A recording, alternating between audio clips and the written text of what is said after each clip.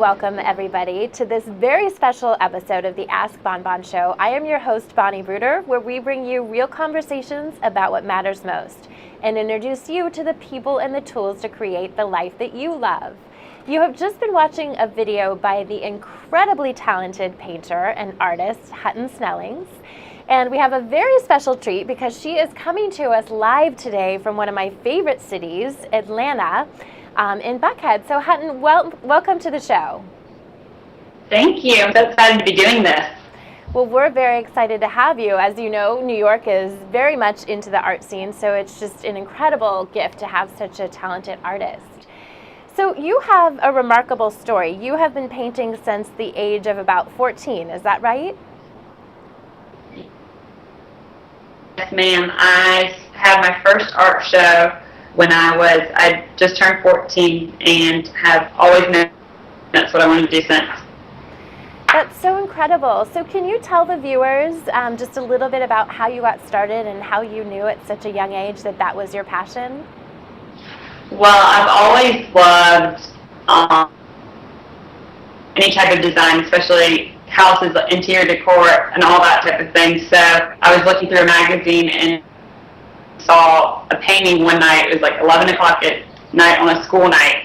And we had those like little paints that you have when you're a kid that you like dip water in. And I looked at the painting and I did it on a piece of paper and I did it exactly like the painting. And I thought, and my mom came down and I thought, oh my God. And the way I felt when I was painting, and I just knew that that's what passion was. Wow, that is incredible. You know, as a coach, an executive coach and a life coach, I work with so many adults that still, you know, after sometimes 20, 30 years in the corporate world don't know what they want to do. So it's just exciting to hear somebody that knows from pretty much out of the gates. So you said you had your first art show when you were very young, I think in high school. Can you tell us just a little bit about that and about your journey?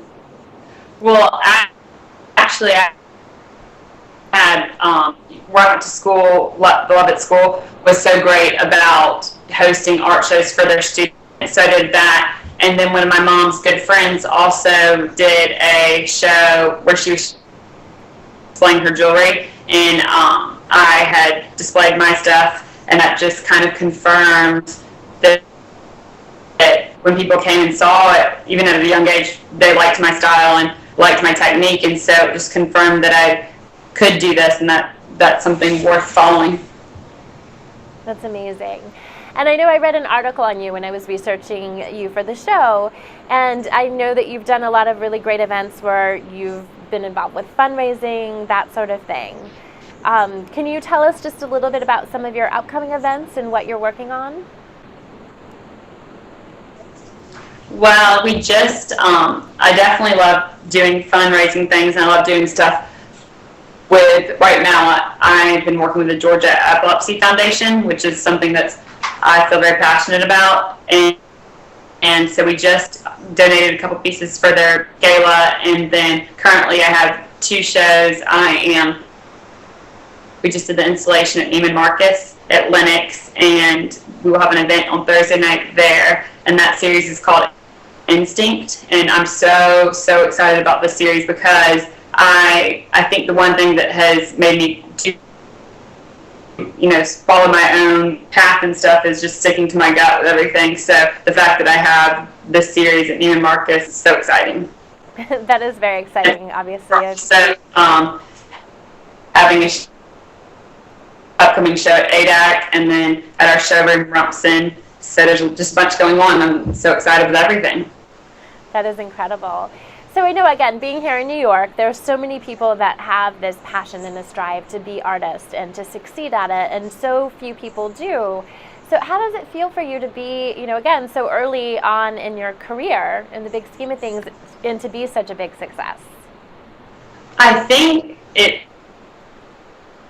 amazing. I wake up every morning so excited with what I'm doing and feel so lucky. I think that a part of me always knew that this is how it would be like. I just knew that my goals in life were to be happy and do something I love.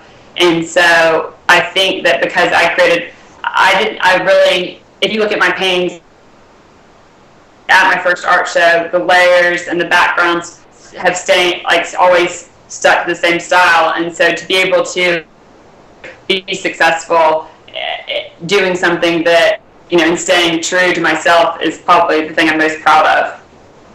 Fantastic. And I think that's probably the most important thing for people to remember is just following your instinct and being true to who you are. Good things will happen. Very true. We have so many that I would say that's probably the common theme among guests. Either they didn't stay true to who they were and they had to go through some major trauma in life to overcome to get there, or they say, follow your instincts, you just kind of know, and you work hard, I imagine, because it's a little bit different than the 9 to 5. Well, what I've learned is, I'm the fourth of 8 kids, and so I was surrounded by chaos all the time, and everybody's going to face challenges. A quote that I was talking to Catherine about earlier is that, it's 10% of what happens to you in life and 90% about how you handle it. So I think something that I've constantly remembered is everyone has problems, everyone's facing challenges. It's how you handle it that makes a difference in being successful or not. That's very well said. So what advice would you give, an aspiring artist, if there's someone that is feeling that same feeling that you felt at 14 when you picked up the paintbrush?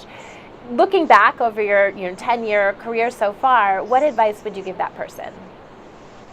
I'm so thankful that I was just always kept, originality. I didn't look at other artists or compare myself to what was going on, or if I wasn't wearing the cutest outfit. I loved to paint in my fry boots, jean shorts, and hat backwards, and I didn't worry about if people thought, gosh, she looks horrible, or something like that. I just always stayed true to who I was and being comfortable in that, and I think that is so important, especially with there's so many artists and there's so much social media and all those things. You have to stick true to who you are to stick out, and I think that really shows.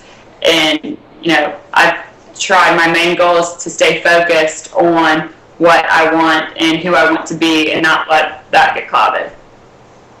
That's really great advice. And it's funny because when I first learned about you, that was the first introduction, was watching that video, and you were wearing the jean shorts and the cowboy boots, and I just fell in love with you. I thought, oh my gosh, I could just sit in that.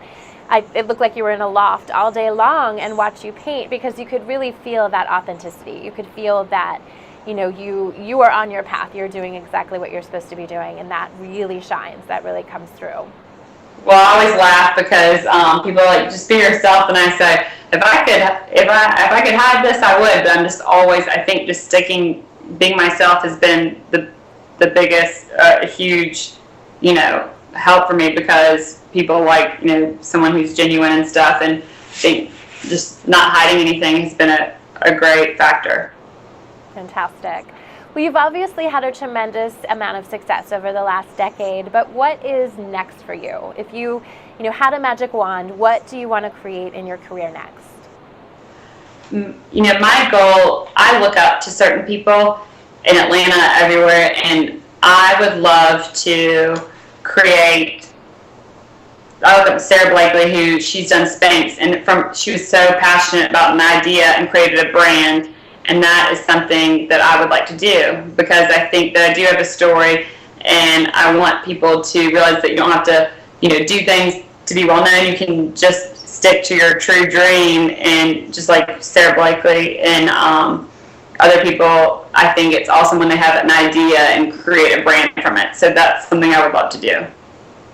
That's great. And where can people find you if they're watching and they want to learn more information, or they're interested in some of your work? Where's the best place for people to find you?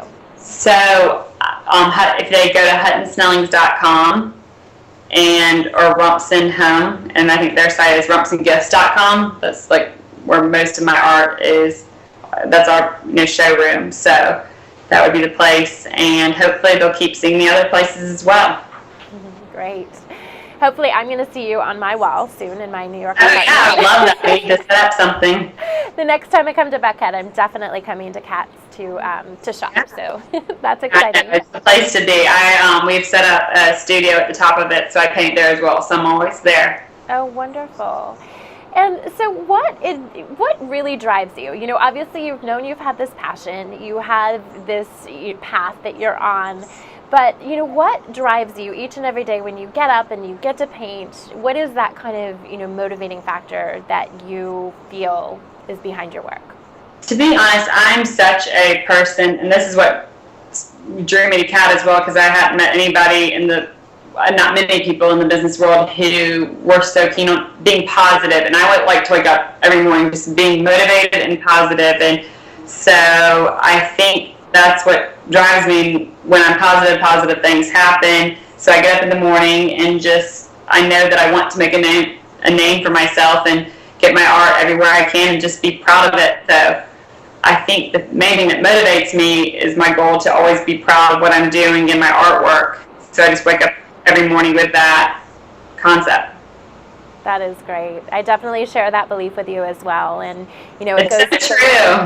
It's so true. And I love what you just said, that when you think positively, good things happen to you.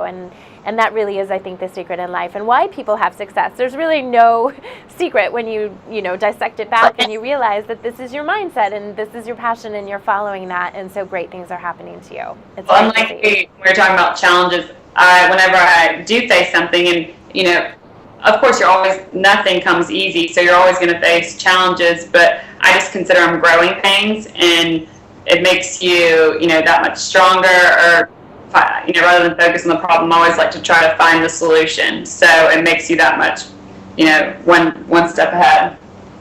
Fantastic. Well, it's really inspiring to hear your story and to see somebody that is really following their passion and following their dream and creating success with it. So thank you so much for being here. Thank you for, contributing your story to our viewers, and we look forward to watching more success.